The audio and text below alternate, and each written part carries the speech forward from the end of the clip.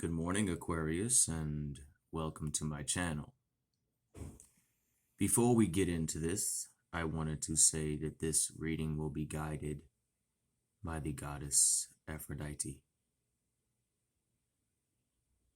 So welcome her into your hearts. This channel is accepting of all, but this is a love reading. So let us begin.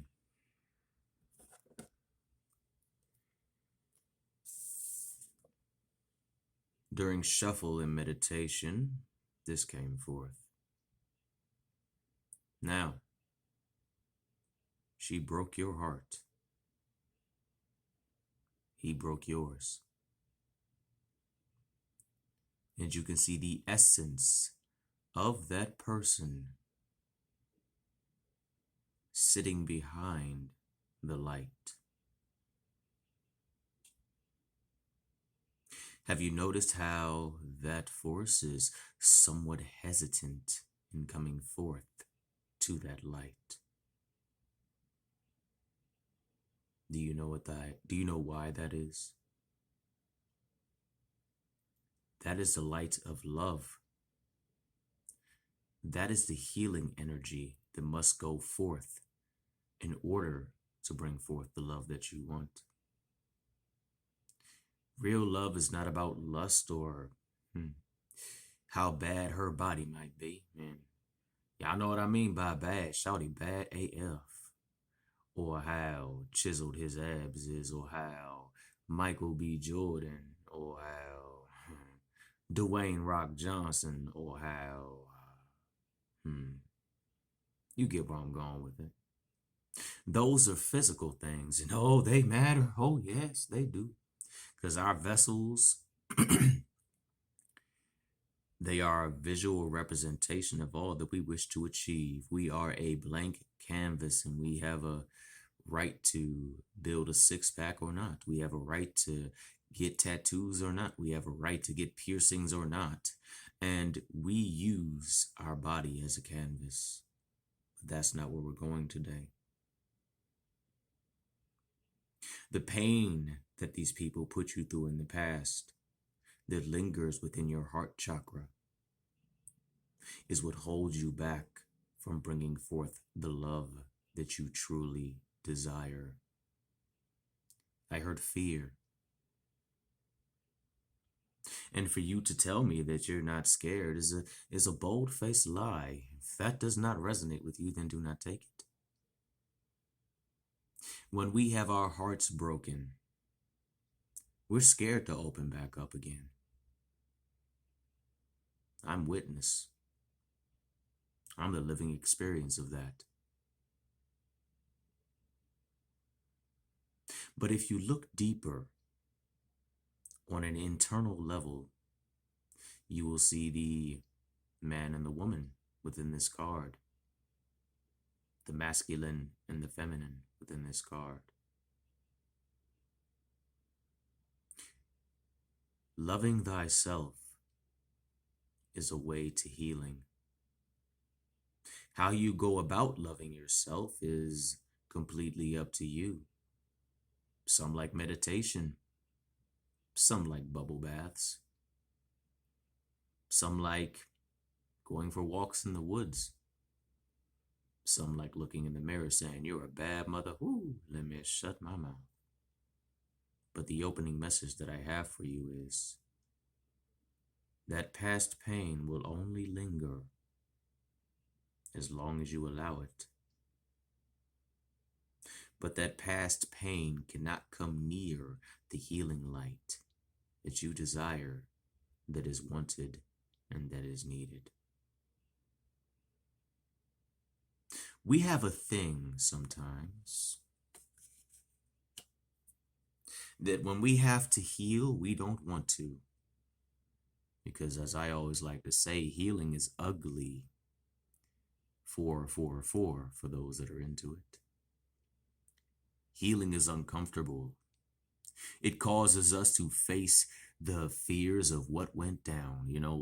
Unless you were in a relationship that was completely, utterly one-sided and you had like literally the spawn of all evil in your corner, there is always good within a relationship. So in order for you to heal from the past pains, the past torments, the past whatever you wish to call it, you must first say, well, we didn't end well. But there's always something that I can look back and say, yeah, we had some damn good times.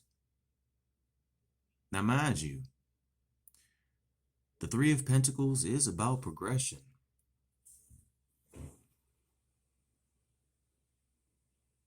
Y'all might wig when you see the next card. There is progression, but healing takes time. Plant a seed on the tablet of thy heart. Allow it to flourish and to grow, and it shall blossom in your life. Use your magic to heal. Use singing, dancing, prayer, meditation. 9 of Cups, someone if need be. Give the little bit you can unto another that is going through something worse than you. Say, you know what? I've been there.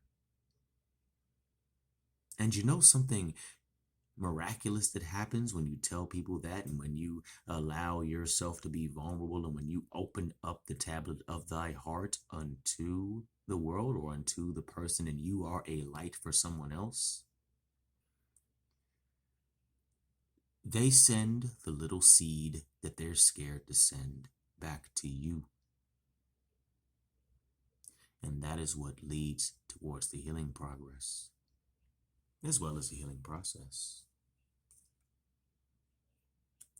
Open up the tablet of thy heart. Understand that healing requires vulnerability, love, sensuality requires vulnerability. Let's take Aphrodite for a second. Isis even popped into my head, but I'm not calling her forth. I'm just using this as a method. Isis is strong, powerful, the goddess of magic. But how did she get there? How do you become powerful? How do you become powerful and embrace the love, true love that you seek, that your soul craves, without being vulnerable? Anyone can take off their clothes. Anyone can have sex. And people think that nudity and showing what you have and so forth and so on is vulnerability. It's not. Believe it or not, that fits more towards the lust energy. If you think of carezza, which is intimacy or sex without orgasm, there are many ways to tap into this energy, and many might disagree with that. But what is one of the most vulnerable moments after intimacy with your partner? Laying there within each other. You don't care about the wet spot in the middle of the bed. You care about the intimacy. You care about feeling each other's energy. Vulnerability is required. Open up the tablet of thy heart unto vulnerability, and love shall come your way.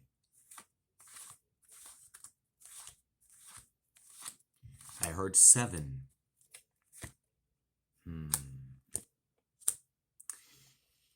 7 is a potent number. As it says by many things, God rested on the 7th day. And within rest, you allow your heart to open up. You open yourself up to a frequency or a vibration or a thought process or a feeling or whatever you wish to call it. And you allow those experiences to flow through you, the goods and the bads. And sometimes it sucks. 10-10 for those that are into that. But by opening up and allowing yourself to be vulnerable, take the man that bends to one knee and proposes to the woman that he truly loves in front of everybody. That takes courage. Picture the woman that entrusts the guy that she loves and tells him her deepest, darkest fears. Yes, there is a chance that we all will face rejection. That is bound to happen. Finding love, finding true love, and I'm not one to normally say that, but for this go around, I shall say that. That takes vulnerability. Every one of us has this put our best foot forward, but love does not require the best foot. It requires you to open up thy heart. Do you see where this is going? The Four of Swords came forth. It is time to rest your mind. It's time to rest those thoughts of, will it fail? Will it not fail? Will this progress? Will this not progress? You can't think love. You have to feel it. Now, this is not me saying that you have to go on every single date, nor is this me saying that you have to open up your heart to everyone. But when you go to find love, you're going to get wounded in the process. We are created to adapt to loss. There are stories, experiences, set in stone proof that people have been ripped to shreds from other people that did not protect the vulnerability of thy heart. And it takes time to get through that sometimes, and everyone is different, but you have to keep on pushing. This is not an energy that you will be able to calculate or analyze. I mean, yes, you can say, I don't think that's a good idea. Should I? No, they're not somebody I think I should go. That's fine. But when you sit down and start to connect with someone, do you know what stops love the most? Your head. Hence the head versus the heart.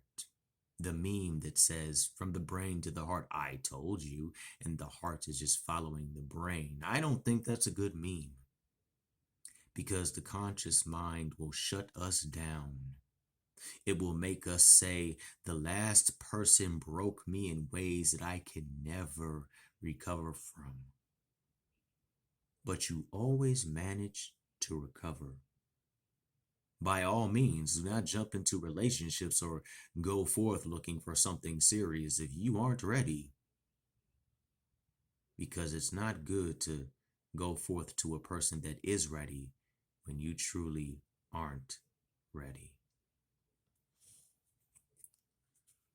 Open up the tablet of thine heart.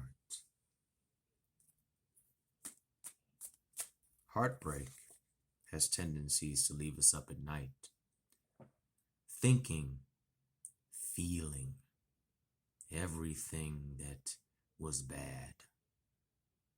When we have our hearts broken, we just kind of forget about all the good times that we had. I've been there. You've been there. Everyone has been there. But It takes conscious thought and action to go forth and to rise above all that pain. This is where the brain kicks in. We'll get giddy as schoolboys or giddy as schoolgirls, and we'll just sit back like, all right, yeah. And then it happens, and it scares the ever living crap out of us. And some of us pull away. Jumping into the pool of love is terrifying. It's scary. You can't think your way through love. You can think your way through lust. Just say no. Gentlemen, ladies, just say no.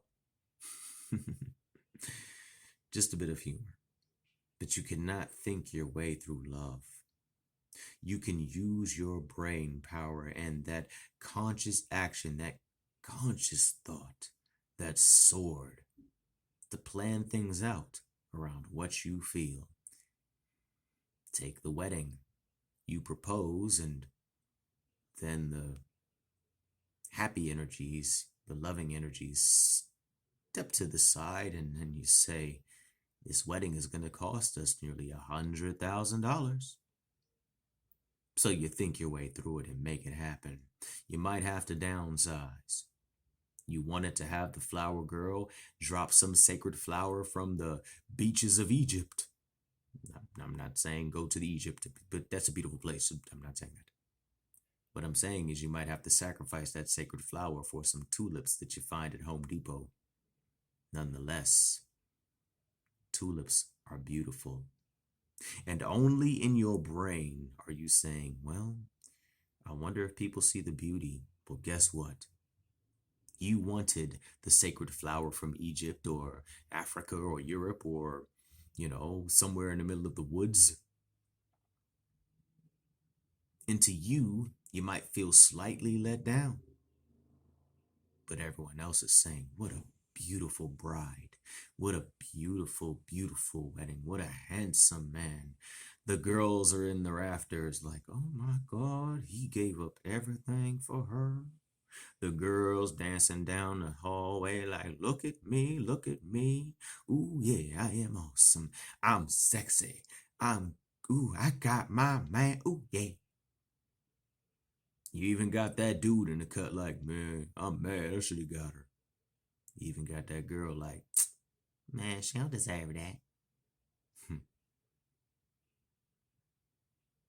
Now, this isn't saying that marriage will walk into your life. This is saying that even if you walk down the aisle, it takes a certain amount of vulnerability. Think of that. Gentlemen, how many times have you seen the doors open on a movie or a TV show, or even if you go to a wedding and the man just looks at her and she's walking ever so slowly towards him, and he's just kind of like, hurry up, I've been standing here for 45 minutes and I have to use the restroom. But all that stops and the conscious action leaves. And etched on the tablet of thy heart are the two names that will intertwine forever, or for the time that they are meant to intertwine for. But it all goes back to understanding that vulnerability is needed. True and utter vulnerability. It all goes back to understanding that you must face that fear that may come from heartbreak. It happens. I'm not saying go out and get it, but what I am saying is when you feel that spark, I am not going to say that this is somebody from 10 past lives, or this is somebody from a twin flame, or a karmic this or a karmic that.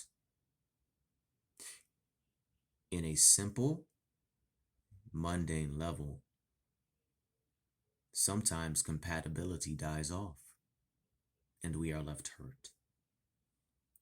Open up the tablet of thine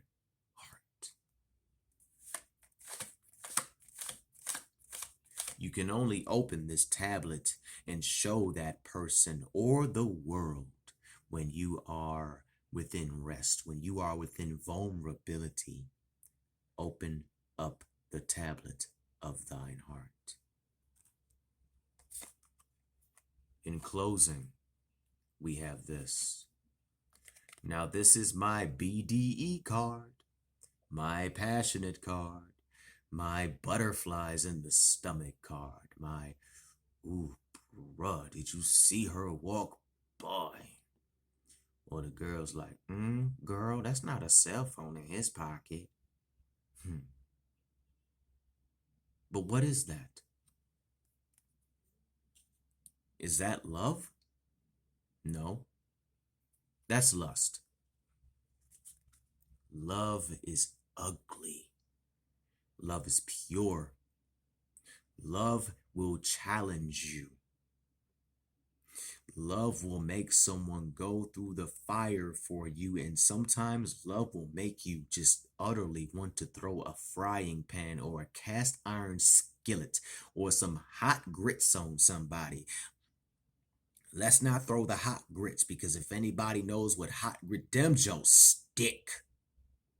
And it's uncomfortable when they burn. I don't know whoever eats grits, but them hot grits ain't comfortable. When you open up the tablet of thine heart, or thy, you put aside the lust. You put aside the chemicals that go through our brain, whatever you wish to call them, and you sit back and you say, will I be able to love this person when they are 95 years old, when we are no longer in our appealing states? Physicalities, external, that fades. And as that physicality, those physical features, that as that six-pack starts to turn into gelatin, no matter how much you work on it, as those beautiful breastises start to lose and gravity hits, and then we all start to get worry lines and frown lines, and our teeth fall out, and we walk into the path of dentures. Have you noticed that we get closer? 222 for those that are into that. Now, before I close this out, I wanted to say that when I mention the numbers, I don't really interconnect these to the reading. I just know that when things pop out during readings, it can mean something that will resonate. This could be a love reading, and one person could just take 222 and say, that was the answer that I was looking for. I didn't think that I would find a spiritual, message about my progression within a love reading. I leave you with this image. A man and a woman. They get engaged and they get married. The happiness of the ooh la la fades. The honeymoon goes away. Then you have kids. All the dramas and the stresses come forth. You find out sides of each other that isn't comfortable. Sometimes you want to throw a frying pan at somebody, and sometimes you just don't want to talk to somebody. You're tired of me? Well, go to sleep. I'll see you in the morning. You grow old, and no matter what, you stand together. You stick it out. And when it is time to leave, you look at each other, hold each other one last time, and you say, you know what? Through the ups and downs, I didn't like it 10 years ago. We nearly lost it, but we're here. Think of the Notebook, for example. He never gave up on her. He wanted her through the heavens and the earth. And some guys might say, oh, look at this guy. He's preaching some crap that's going to get dudes set up. Well, you know what? It just might. But to be wanted and truly desired is something that we all crave in our soul. If you see her, bro, go get her. Whether she grows old with you or not. If you like what you see, you like him, go get him, ladies, whether you grow old or not. Don't chase her, don't chase him, chase each other. Each and every day, look at each other and tell each other, you my girl, you my guy. That's all I have for you. 555. Hopefully this resonates in some way, shape, manner, or form. Again, I'm not going to blow smoke up your butt. Love takes time. Love takes strength. And it damn sure takes sacrifice. Every time you go deeper into love, you have an ego death. Because it takes sacrifice. You all have a great day.